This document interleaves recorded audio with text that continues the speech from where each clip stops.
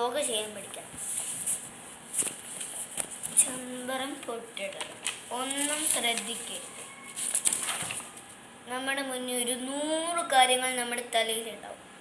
അതൊക്കെ മറന്ന് ശുദ്ധമോടെ മൂക്ക് പെയ്ത്തെടുക്കുക, വായിലൂടെ വിടാം.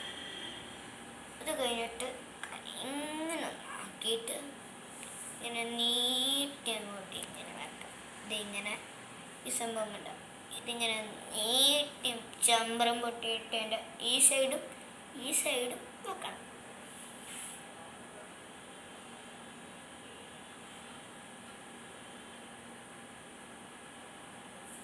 അങ്ങനെ ഡെയിലി രാവിലെ 6 മണിക്ക് എണീറ്റ് ചെയ്താൽ ഒരു 10 മിനിറ്റ് ഇങ്ങനെ ചെയ്തുകൊണ്ടിരിക്കണം.